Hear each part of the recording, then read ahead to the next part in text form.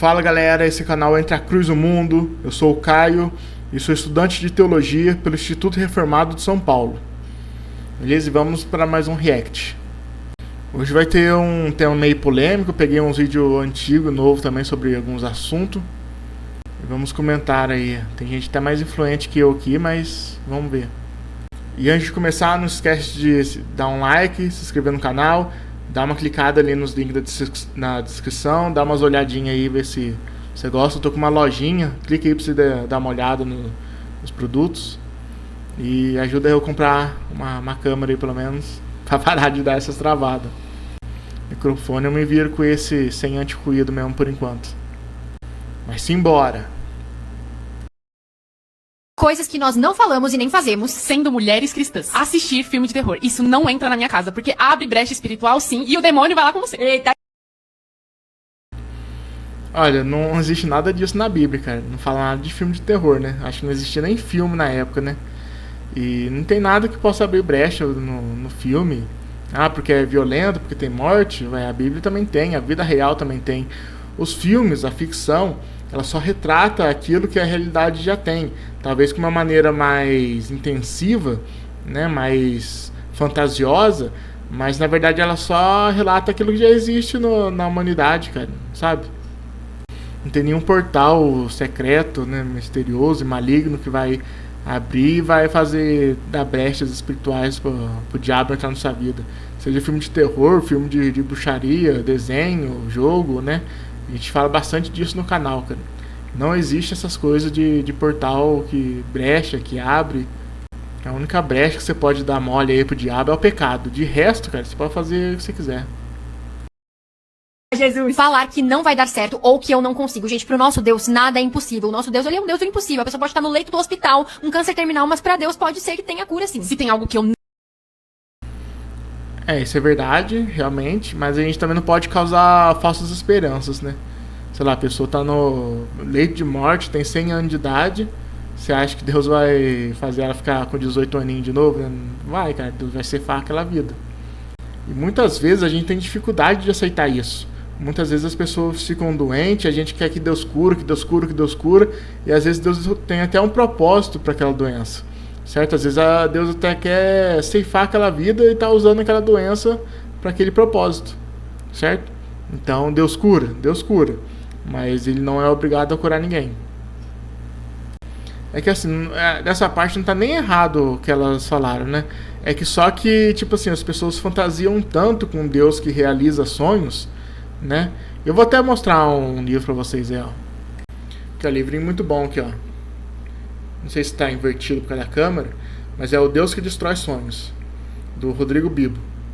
Acho que ele vai estar invertido, só porque a câmera está espelhada aqui pro layout que eu faço. Mas, cara, livrinho muito bom. Fala sobre isso mesmo, sabe? Do Deus que quer realizar suas vontades, né? Deus que faz o show da Xuxa, que tudo que eu quiser o cara lá de cima vai me dar. Essas coisas de teologia coach, que tudo que eu quero Deus vai me dar. Deus às vezes tem um propósito de quebrar os seus sonhos, de quebrar o seu coração, para que você possa se tornar uma pessoa melhor, para que tenha um propósito na sua vida. Beleza? Então não vai nessa que Deus é um gênio da lâmpada mágica, não. Certo? Deus ele é incontrolável, manipulado, é Ele que manda e a gente obedece. Né? Presta atenção na vida de Jó, por exemplo, né? Jó sofreu muito e questionou Deus. A única resposta que ele teve foi assim: Jó, baixa a bola aí que eu não pedi conselho de ninguém, eu que mando aqui, e eu que tomo as decisões, e você só aceita. É difícil, mas às vezes a gente só tem que abaixar a cabeça para Deus e aceitar as coisas da vida. Não falo é palavrão. Até os meus amigos e o meu grupo já percebeu que se alguém solta algum palavrão, eu fecho a cara na hora. Verdade, e eles até evitam de falar. Porque, gente, é muito feio. Por que cristão fala palavrão? É verdade. Ela faz questão de deixar claro que ela odiou que eu peso o clima. É verdade, ela pesa o clima. Eu nunca... Bom, isso é o básico de ser cristão, não falar palavrão, certo? A gente não pode impedir que as pessoas à nossa volta falem palavrão, mas realmente é uma coisa ruim, desnecessário, né? Dependendo do ambiente, até é desnecessário e desconfortável, né? Assim, eu acho muito interessante isso também, das pessoas às vezes respeitarem, né? Porque tem ambientes, lugares que às vezes as pessoas tipo, falam, não tá nem aí, né? E eu trabalhei num lugar que eu achava muito legal, que eu era o único crente lá, né? E às vezes tinha um ou outro que passava por lá, mas fixo do galpão era só eu. E aí, tipo assim, eles pediam desculpa, cara, quando eles falavam besteira, quando eles falavam palavrão, sabe? O pessoal, tipo assim, muito respeitoso, né? E eu achava muito da hora isso. E eu falava, não, imagina, sei lá, fala o que você quiser aí, né? Tipo assim, nunca, tipo, me impus, falei, não pode falar mesmo, não gosto. Não, cara, fala o que você quiser, ué, é vida sua, a boca é sua. Mas eu acho interessante que às vezes as pessoas, tipo assim, respeitam isso, né? Tipo, o cara não gosta, não fala perto dele, sabe? Eu achava muito interessante. Tanto que alguns deles são amigos que eu levo até hoje, cara. Encontro na rua, troco uma ideia. Eu lembro que nas festas de aniversário, né, no Coisa dos Filhos, os caras me chamavam. Tipo assim, os caras eram do mundão, eu tava lá e a gente, né, marcava presença. Pregava o evangelho nas atitudes e nas palavras. Né? Muito legal isso aí. Vou criticar algo na tua aparência que não possa mudar em 5 minutinhos, seja fácil de ser mudado, porque eu sei que aquilo vai magoar muita pessoa. Então, como mulher cristã, eu acho que não condiz, né, amiga? De jeito nenhum. De jeito nenhum. Se tu tem uma amiga assim, já sabe, né? Se você é cristão, a mentira Essa parte eu não entendi muito desse negócio muito de mulher sair, de criticar a aparência, né? Sei lá o que é.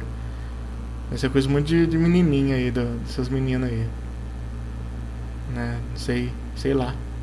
Essa parte eu não vou poder opinar aí. Se você é mulher, você opina, comente aí. Sei lá o que elas quiserem dizer aí.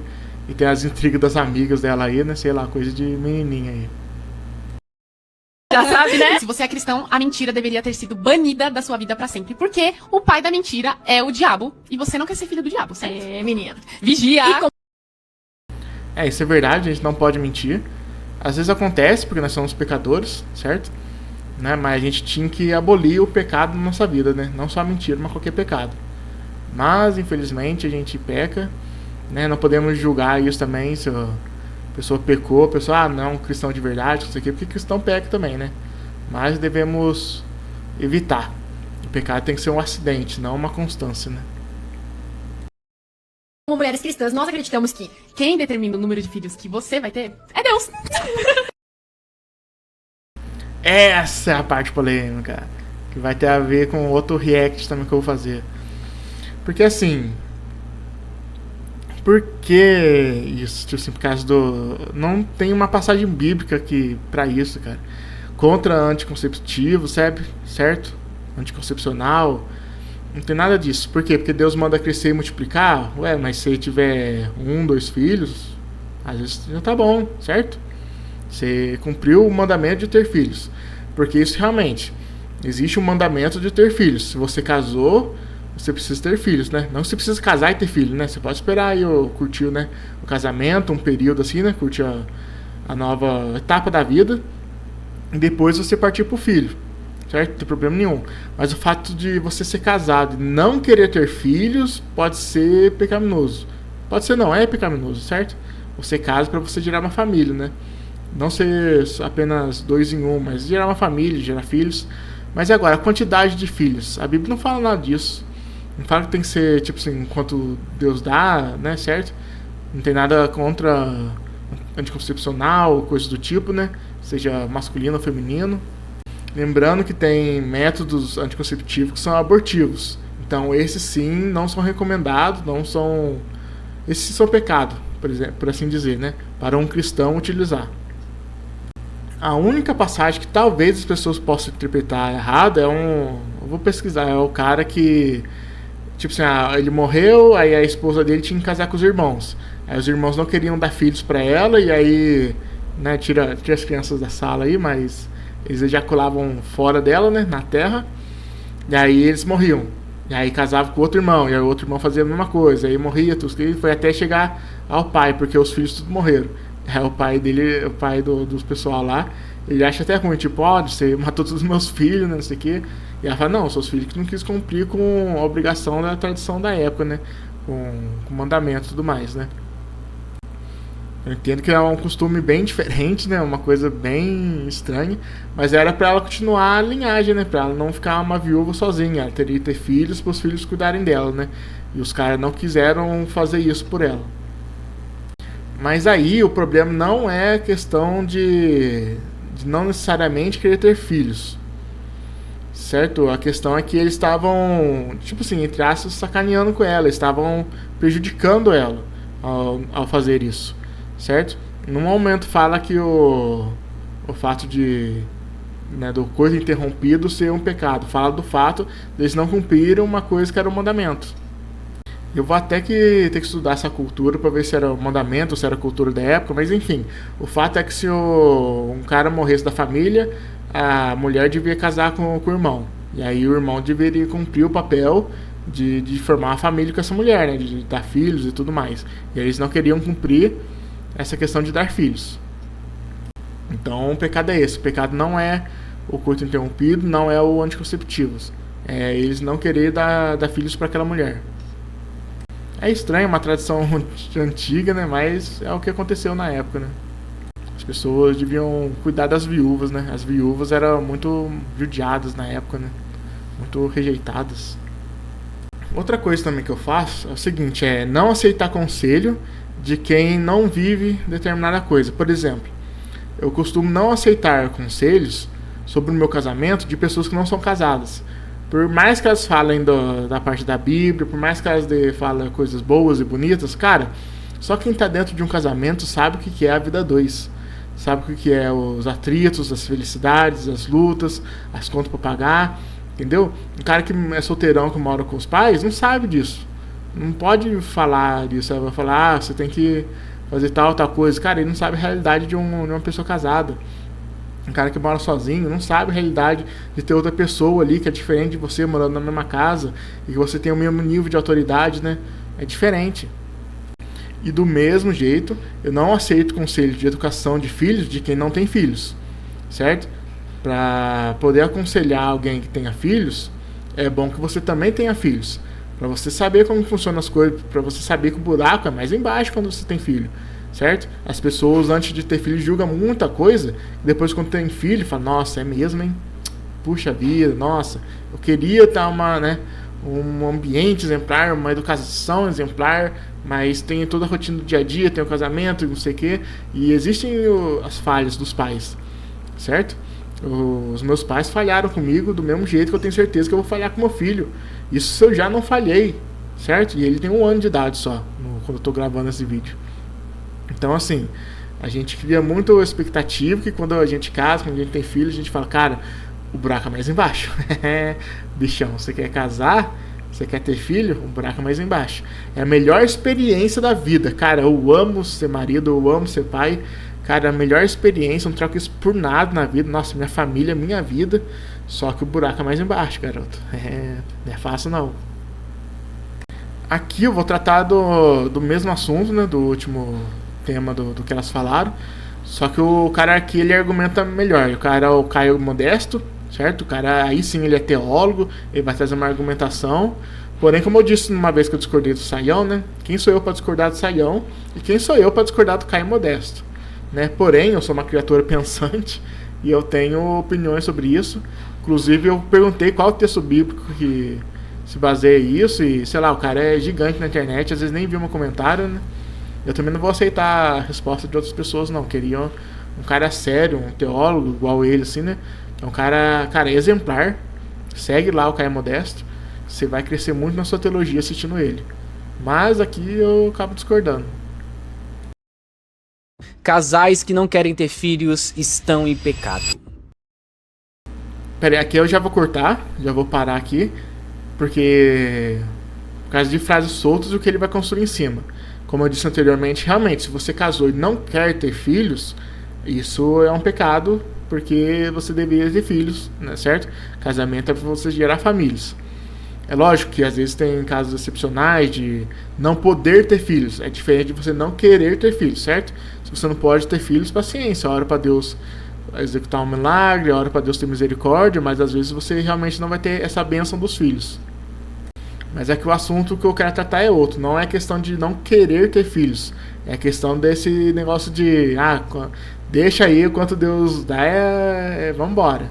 Né? Daí se tem lá 10 filhos, né? Mais. A ordem de Deus em Gênesis para crescer e multiplicar é um mandamento, não uma opção. Na Bíblia, filhos são descritos como herança e recompensa, mas hoje muitos casais tratam a paternidade como algo completamente descartável.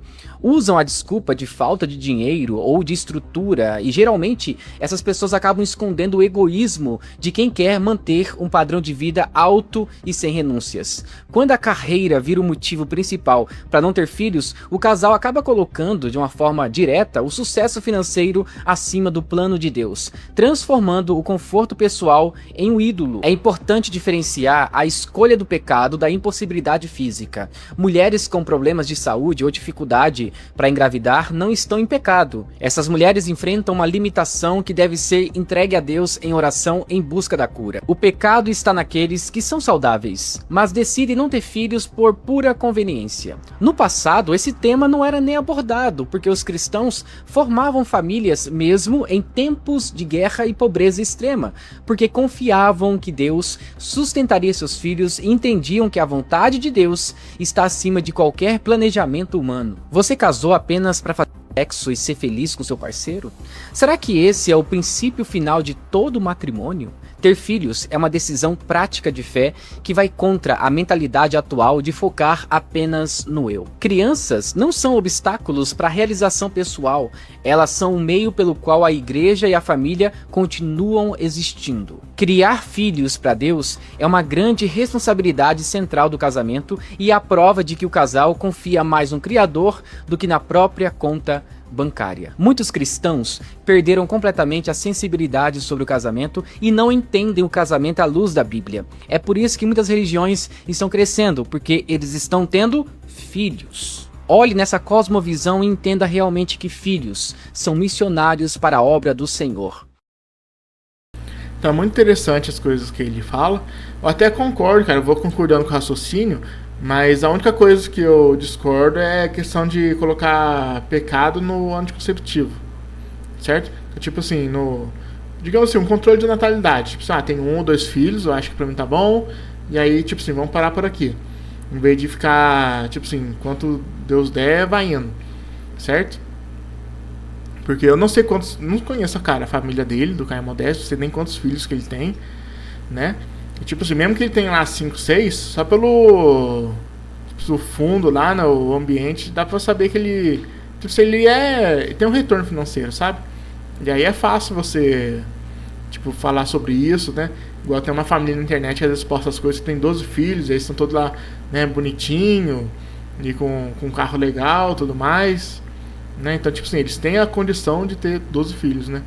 E aí é você jogar isso pra uma família que só o pai trabalha e ganha um salário mínimo, o cara ter 12 filhos, é o negócio mais embaixo, cara. Aí assim, vai fazer o quê? Vai jogar um monte de colchão pra sala, pra dormir, vai dormir na varanda, né? Porque às vezes não tem nem espaço em casa, né? Daí você vai falar, então é complicado. Aí você fala, mas se não tem dinheiro, não devia nem construir a família. Mas vocês não falam aqui também que, tipo assim, pra casar antes de tudo, né? De fazer a faculdade, antes de começar uma carreira, porque se constrói a vida junto, né, tudo mais. Eu até concordo. Eu concordo com as coisas ali, tipo assim, você não precisa realmente terminar a faculdade para você casar, você não precisa, tipo assim, construir a sua vida para depois casar. Você pode casar e construir a sua vida. Nada te impede. Do mesmo jeito que o filho não te impede de fazer as coisas, de fazer uma faculdade, de fazer um projeto, né? O filho não te impede de fazer um trabalho importante. Os filhos são o trabalho importante, né? Então, eu criei tudo nisso. Só que eu não acho um argumento bíblico, uma passagem bíblica, né, com texto e contexto, para falar contra anticonceptivo, né? Por exemplo, ele não citou nenhum texto bíblico ali. Ele citou apenas a coisa de Gênesis, de crescer e multiplicar. Mas acho que não é o suficiente ainda, cara. Não que a Bíblia não seja suficiente, mas o contexto do crescer e multiplicar, eu acho que não é o suficiente para a questão do anticonceptivo, sabe? Acho que deveria ter um texto mais claro sobre isso. E aí eu tenho uma questão também que eu vou abrir aqui. Mas sei lá, eu sou aberto a filhos, tive 6 filhos e tudo mais, então eu tô cumprindo o papel legal aqui. Só que a Bíblia fala que nós somos filhos de Deus através da adoção, né? O único filho de Deus é Jesus e nós somos, né, adotados.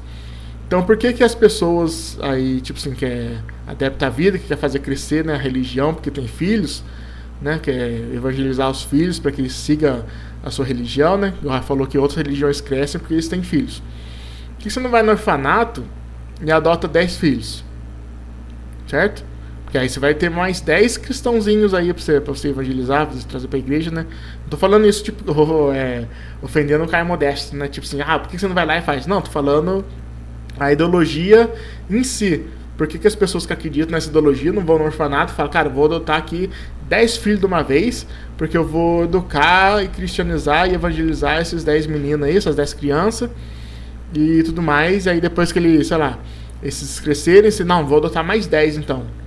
Né? Depois que a gente já tiver, sei lá, adolescente para adulto. Adota mais 10 e evangeliza esse pessoal aí. Tipo assim, por que não faz isso? Certo? Você não é aberta à vida, né? Tem muitas crianças para serem adotadas por aí. Né? Então, como eu disse, questão de família, de casar e ter filhos, eu acho que o buraco é mais embaixo. Eu acho que esse argumento não é bíblico, não é válido. A situação tá difícil, certo? Igual eu tenho um filho só, pretendo ter mais um. Eu acho que 2 é o número legal, assim, de filhos. Mas aí vem um planejamento. Quando que eu quero ter outro?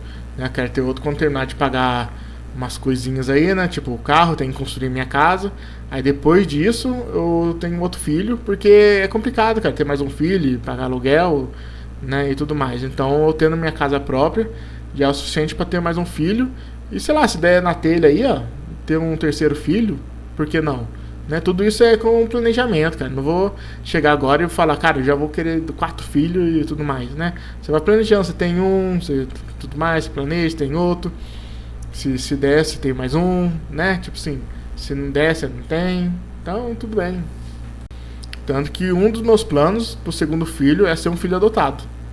Eu eu com minha esposa, nós não pretendemos, né, engravidar de novo. Nós pretendemos adotar. E aí, tipo assim, às vezes ela tem vontade de engravidar de novo. E aí, tipo assim, quem sabe Deus não abençoa que a gente engravide e que a gente ainda adote mais um filho, certo?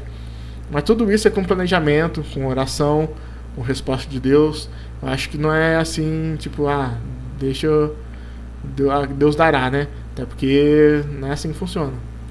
Eu acho que é o mesmo de você pegar todo o seu dinheiro e ficar gastando aí e falar, não, Deus cuida dos pássaros, da planta e vai cuidar de mim também, eu vou gastar dinheiro que o dinheiro vai vir na minha conta. Não, a gente tem que trabalhar, né, para se sustentar, tem que guardar dinheiro, tem que pensar, tem que raciocinar. Pra mim, filho, é a mesma coisa, cara. É bênção? É bênção. Tem que ter?